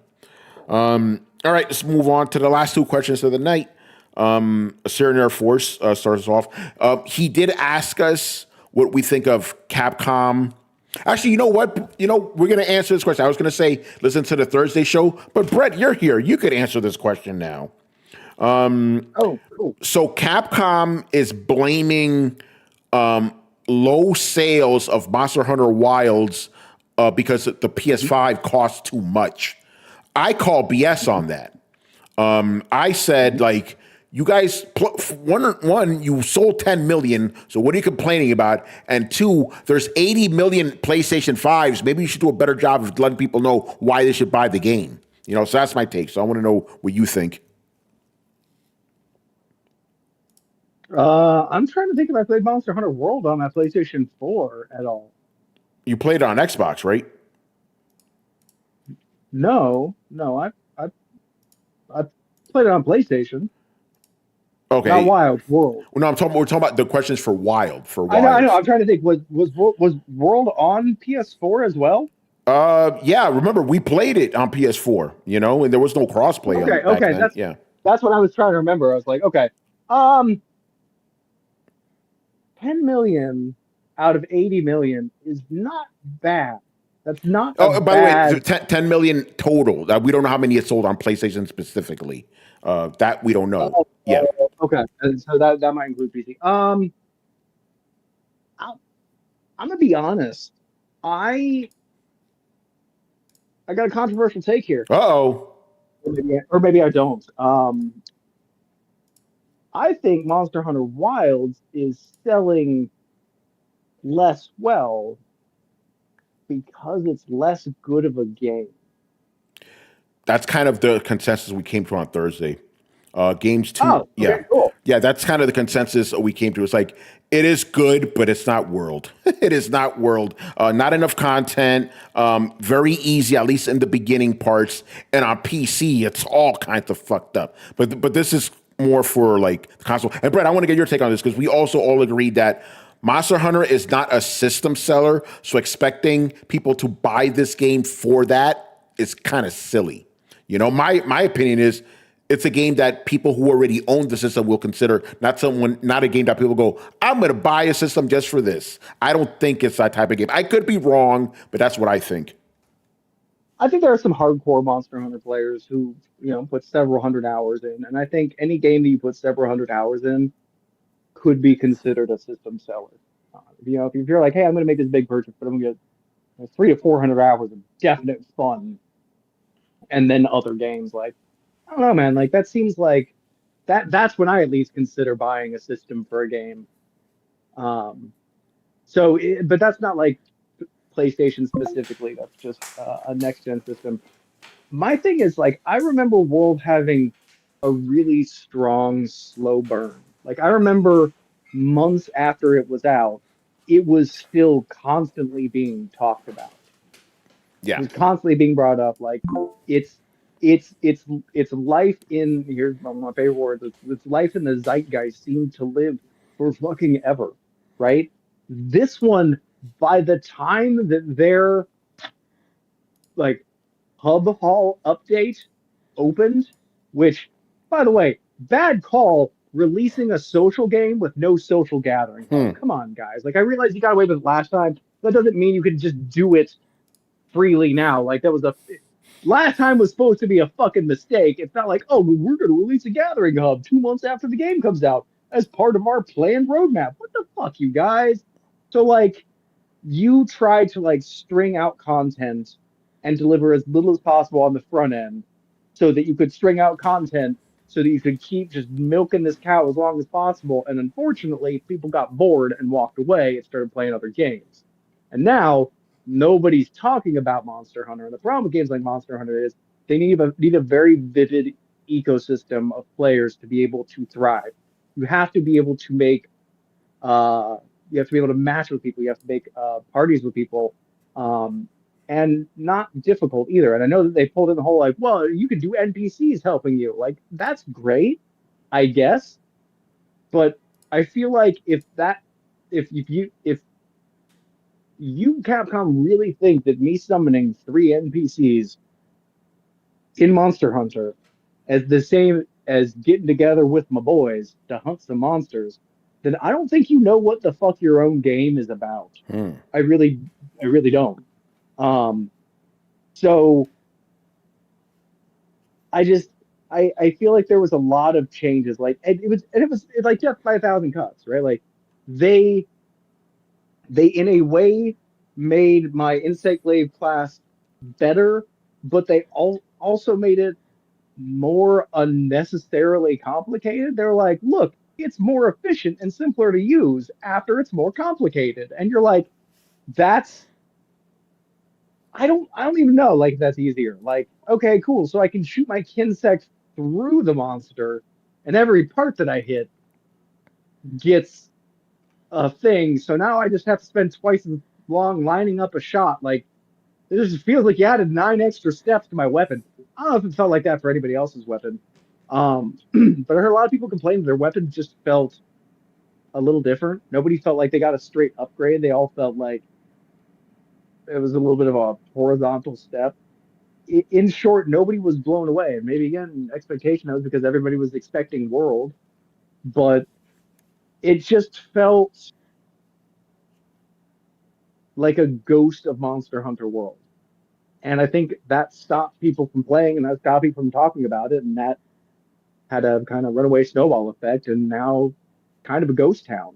And I don't know how you're going to get the people back. I really Yeah. don't. Like, I don't know if there's any saving this kind of thing. It's like Red Dead Online. Like, what are you going to do? Nothing. It is what it is. Yeah, no, it's. I mean, I don't disagree with any of that. It's kind of a shame, you know. All right, let's move on here. All right, another question from Mr. Syrian Air Force. What do you guys make of the high price for the Legion Go 2, which starts at $10.99 for the 16, the model with 16 gigs of RAM and the Ryzen 2 chip, and $13.99 for the 32 gig one and Z2 Extreme? That's crazy. Like, what is even money anymore? yeah, what is money? Yeah. It's like, yeah, I think it's crazy. Cherry. Now I'm gonna say this, right? When I met with Lenovo, they told me that, you know, 1099 was not necessarily gonna be the lowest end. But I'm like, with those specs, it sounds like it is. Like the only thing they could do to make it cost less is like have less storage because it has 1 terabyte of storage. So I'm like, I guess you have to drop it down to 512 to get this shit to cost what, $8.99? Like, why would you pay $8.99 for something that's that hampered? You know, that's insane, man. So, and this shit is straight up Windows. This isn't like that cool, like, you know, like Windows that they're gonna have on Xbox ROG Ally, where it's like, you know, doesn't eat up as much resources and shit's gonna be a lighter version. It's just straight up regular Windows. So, like the only thing I could think of is like they're trying to do what NVIDIA did. It was just like, let's just release the most expensive version of our graphics cards first for the FOMO guys, and then lower end versions later on. But I'm like, the lower end version is going to cost $8.99, bro. That's $300 more than the original one cost. Period. You know, so that's going to be a tough sell. You know, that's going to be a tough sell, especially if the price of the ROG Xbox Ally is correct. The rumors say it starts at $599. So I'm like, wait, this shit costs almost $1,000 more? Really? Man, that's a tough sell, bro. And Carlos, I want to get your thoughts on this since you're, you know, Mr. Handheld here. Because you were thinking about this shit. At least the Xbox Ally, I know you were thinking about. Yo, man, I wonder if these handheld makers are upset at PlayStation for releasing a $200 handheld. Yeah, they undercut them. That's right. They undercut them. Yo, man, these prices are ridiculous, man. It is crazy the world we live in where the one of the one of the premier or one of the one of the handhelds that are not even the most hype are getting this type of pricing. Yeah, you're right about the whole thing with how can we make it cheaper? It's like with the lower end. I mean, it technically doesn't even cost you that much to go from 500 gigs to terabyte. Yeah. For the manufacturer at least.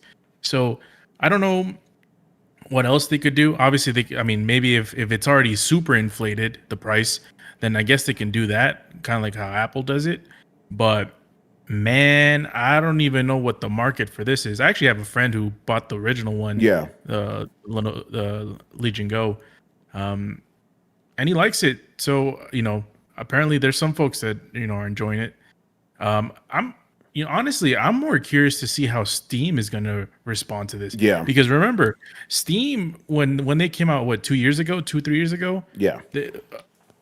The cheapest was like 400 or something like that. Yeah, something like that. Yeah. Around 400 to 500. Those are crazy prices these days because the cheapest one is the ROG Ally, I think, would, at least from the more modern ones, which will probably be like, and that price went up, by the way. Yeah, because originally the ROG Ally was like $699. Now the shit's $999 for the same thing. Yeah, and I mean, I don't know where the market is for these types of products because it's not like a MacBook where you can at least do work on it and do other stuff. I mean technically you can, connect like a monitor and shit to this and use it as a computer, technically, but that's not the main reason you're buying this shit, Yeah. Or not all of us work on our handhelds, like that. So it's a really niche use case for that. Yeah, super. So yeah, man, it's super expensive. I don't know if they're gonna sustain themselves with those types of pricing, because honestly, they're not even in the forefront. Like you mentioned, they're using the full bloated version of Windows, and the best chip is the Z2 Extreme, which is the same chip that the ROG Xbox Ally is doing, the X version of it. Yep. And they have a better version of Windows, and they have a controller. Yeah. And they have RGBs. Well, they both have RGBs. But besides the point, why go for this one when a better, potentially better version of this is going to be released pretty soon? But they got that OLED though. Well, they do got that OLED. So that's literally the only thing they have. And detachable controllers if you favor that. Joy-Con. Yeah, I'm gonna say this, man. The price of these handhelds are too damn high. It's too damn high. Yeah, man. Anybody else want to jump in on this? I'm gonna take that as a no. Yeah, man. I wonder who has the disposable income to gift these to folks that aren't your kids. Yeah, Dragon. He likes to play with dragons. That's who could afford this shit. I'd like to know who has the disposable income to buy this for some of their favorite panels. Hey, yo, Fergus, where you at? Jagon, where were you at? Yeah, where's Jagon at? Oh God, the industry. That's F Labs. Yeah. All right, let's move on to the last question. It's kind of ties into this one as well. Jolly Yellow Nerd. With console hardware not going up in price and handhelds too, do you think this may speed up the timeline on when they stop making consoles? Yes, they can continue to raise prices, but after a while, no matter how high the prices get, the returns will diminish. Yeah, this is something we talked about on the Thursday show. It's becoming not Silksong notwithstanding. It seems like gaming is now becoming like a boutique thing, not for the everyman anymore. It's like everything's just fucking super expensive now. And I don't know, like, yeah, will we get to a point where people are like, okay, because what was it, the PlayStation, the PS5 Pro, that was what, $700, right? When it dropped, now it's $750. Now you have handhelds costing over $1,000. Like there's gonna come a point where I think people are like, I'm good, not buying these consoles anymore. I don't know what the price is. Like, what is the price where people are like, okay, that's enough. I'm not doing this. I don't know what that is, but yeah, I think we may get to that point. And it may actually speed up, the whole like, fuck it, everything's an app now, stream it. I don't know, man. What are your thoughts, Carlos? Well, I don't mean to spoil, the fans listening to the show, but if the PS6 is over $700, I guarantee you, most, if not all, the panel except for Tony, for particular reasons, are not going to buy the PS6. Yeah, it's too much.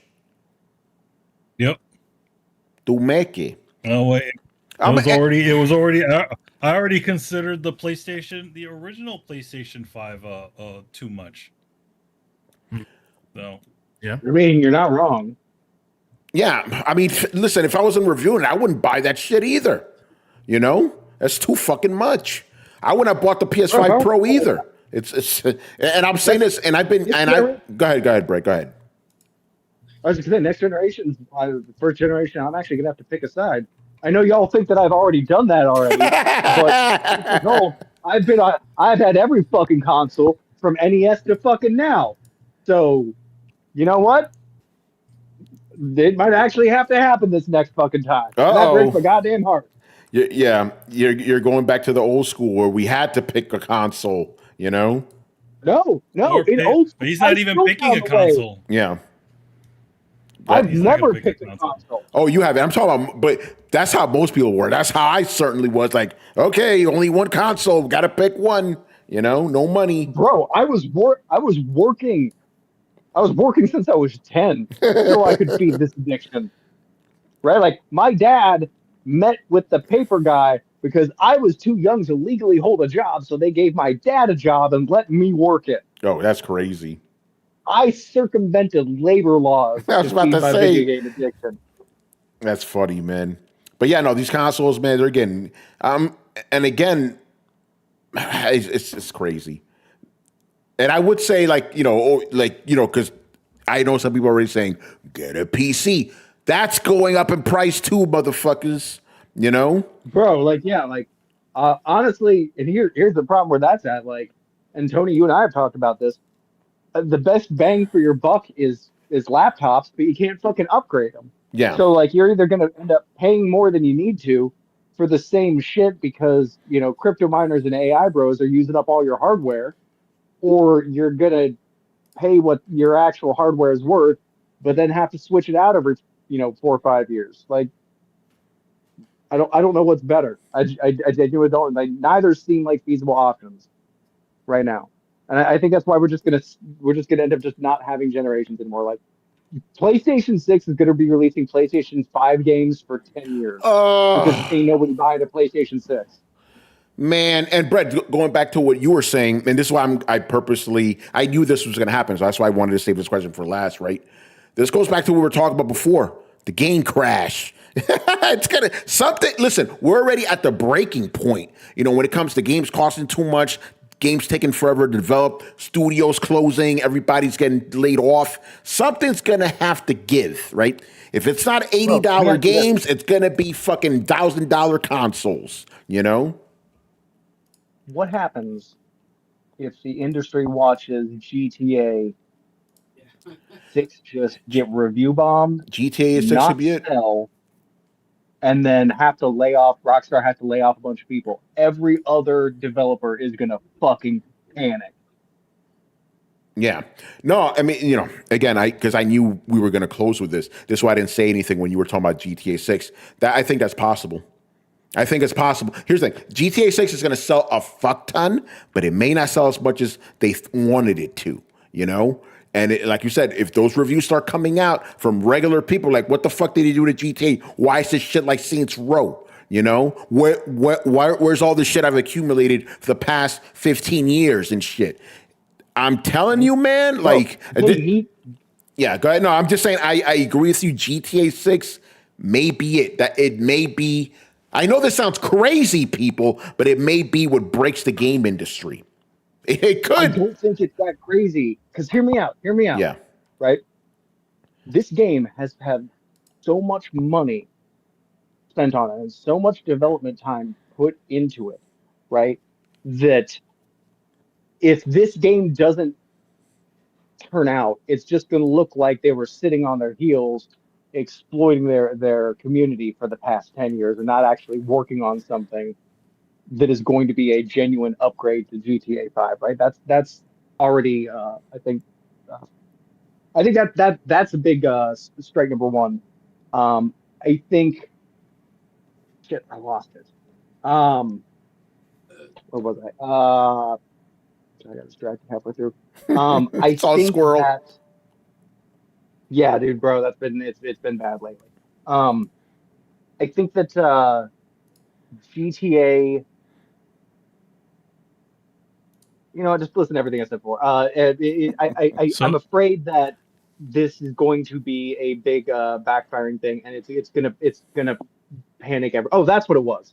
They spent so much money on this that this needs to be an evergreen title, like not just a hit, right? Like this game has to burn for at least 4 years, right? They need to sell shark cards. They need to push like an unprecedented number of copies. Like they need everybody to buy this game because like everybody bought GTA 5 like 3 times, right? Like if they're gonna top or match those numbers, they need all of us to buy this game like 3 goddamn times and buy shark cards every fucking month. And the game is gonna have to be fucking killer for that. And I don't think from everything that I've heard about them pulling the teeth out of this game that it's going to hit the same. It could be a Monster Hunter situation, Brett. Bro, I feel like it's going to be a Saints Row situation. uh-oh. You know, I thought it was bigger than this. I thought you were gonna say this is the Lehman Brothers going down. damn. This is gonna kick everything off. It's gonna knock the video game industry and the fucking Wall Street. Yo, imagine that Well, shit, bro, bro. I- Fucking GTA 6 crashes and the whole economy just goes to hell. No, I mean, not the whole economy, but the video game industry. Like, No, but could every you developer imagine that? fucking panicking at that shit. GTA flops and we go into a fucking recession. Oh, man. Yeah, dude, fucking bread lines and everything. That's it. Yo, why you in line, man? GTA 5, son? Or GTA 6? Oh, Jesus.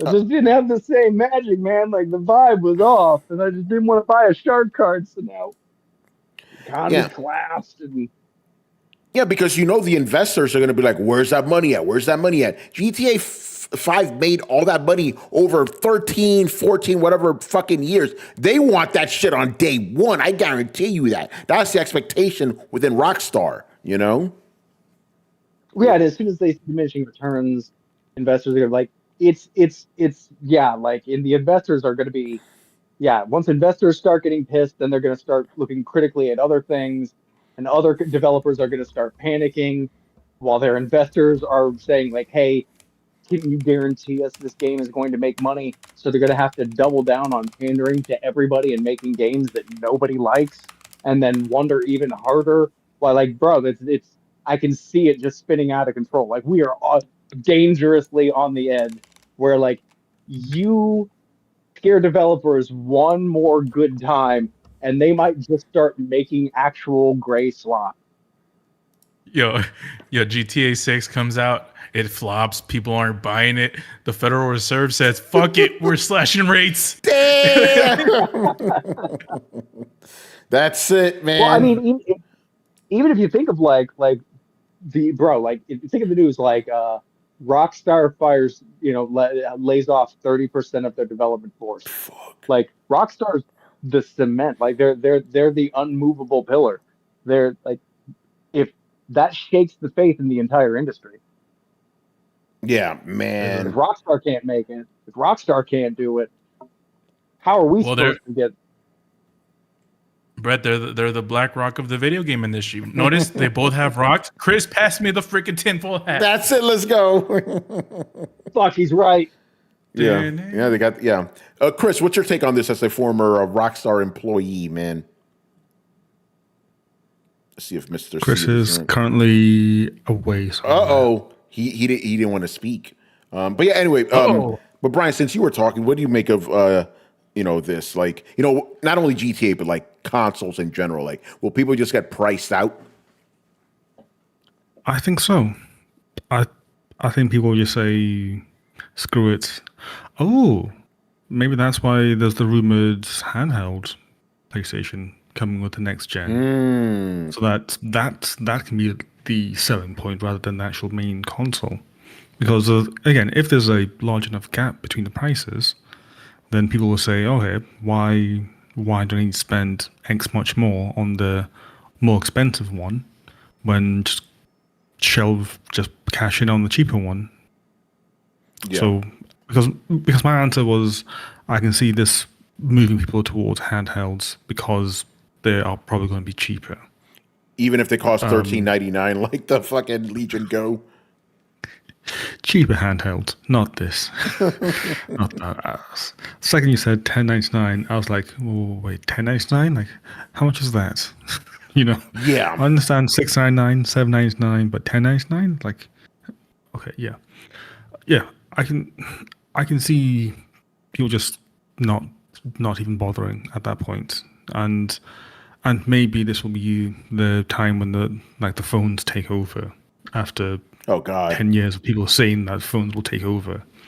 But then again, phones are costing $10.99 as well. So That's I right. answer, what's not costing $10.99? I have no idea. That's the new standard now, $10.99. Not You know Hollow what? Knight. Carlos, you beat me by half a second. There you go. I want to see Team Cherry making a console. There you go. There you go. Yeah, then other console manufacturers are going to get mad at them for undercutting them. How are you going to sell a console for $200? Because it's not sustainable, especially if there's just no games at the moment. And as Brett says, like PS5, well, the PS6 will just be selling PS5 games, all 17 of them. So it's going to be like, so what's the PS7 going to have? Like two games? I don't know. Games. It's like, Well, plus all 7 of the PS6 games. Brett, did you see that chart, by the way? It's like PS1. By the way, I'm just going to spitball it here. It's like PS1 had like 4,000 exclusives. PS2 had 5,000. PS3 had 500. PS4 had 50. PS5 has 20. Like, what the fuck is going on here? You know? Panic, investors, a broken system. You name it. Let it all burn. I guess it's just more proof that the crash is happening. Yeah, listen. Motherfuckers came at me when I said we are witnessing the crash of the game industry, and it's fucking happening. Go ahead, man. The thing I didn't expect was that AA games were going to like stand up and actually like Tony. Honestly, AA games might reach the quality where you would soon play them. Like, and I've been playing them. I played motherfucking Shinobi and Ninja Gaiden, bruh. You know? No. I mean, like the realistic first-person shooters, right? Like I'm thinking of Remnant when I say this, right? Like a AA game that you do not know is a AA game. That shit is happening more and more and more. I think you can still tell Ninja Gaiden is like a AA game, right? Like, yeah. It's made by a big company, but it's still built like an indie style. Like I'm telling you, small teams are making games that I would not know were made by small teams. Yeah, like Expedition 33. Yeah, that was a good one. So I imagine you'll still get like a little bit of a sense there, but it's getting better every year, and I think that we'll have full-on Mass Effect level games made by smaller studios soon. So by the time all the big studios are collapsing, I still think we're going to be eating. I hope you're right. I don't think the creatives are going to go anywhere. I think they're just going to form smaller studios. But the thing is, like, even if that's the case, these games are still going to take like a long time. Like, even everybody's praising Expedition 33. That game took like fucking 5 years to develop. You know? I mean, yeah, but it's going to take 5 years on. Apparently, games take 5 years to develop, no matter what. Yeah, I know, it's crazy. So because people are always saying like, "Oh, the thing about indie games, like they take a lot of stuff up." No, they don't. They take just as long. You know, fucking Silksong took 8 years. 8? Damn. Yeah. So it's like, I don't know. Go ahead, Carlos. I thought of an analogy. Uh-oh. It might make sense. It might not. But how we're talking about Sony having like limited amount of exclusive games and stuff, comparing it to previous days.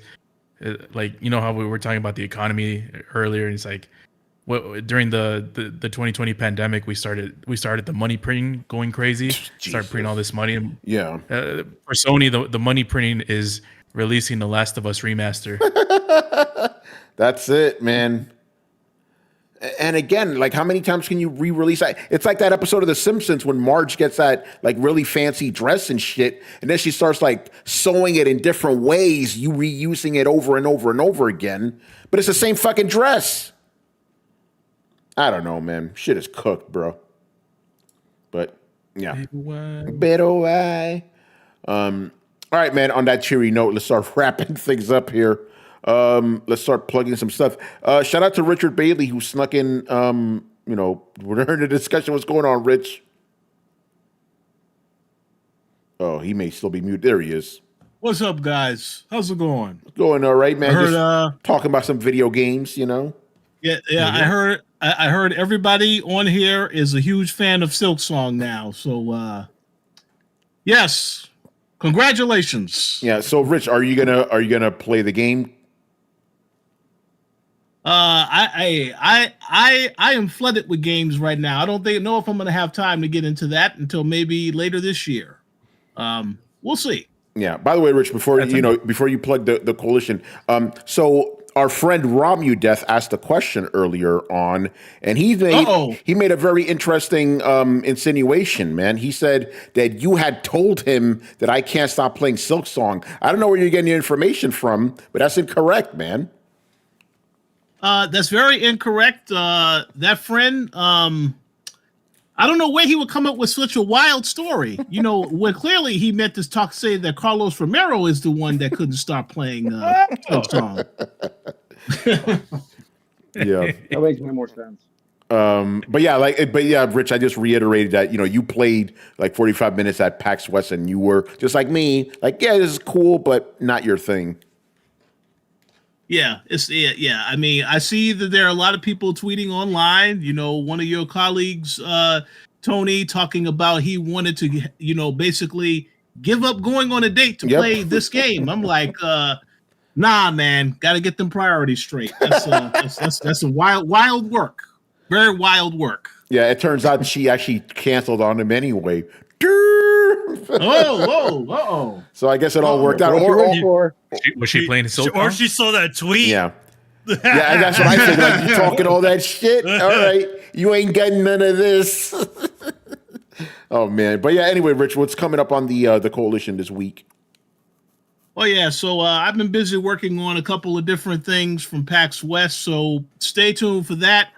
I am playing some games that I can't really talk about yet, although I did mention one of those games on the last show. So I'll just say it's an upcoming game. But stay tuned.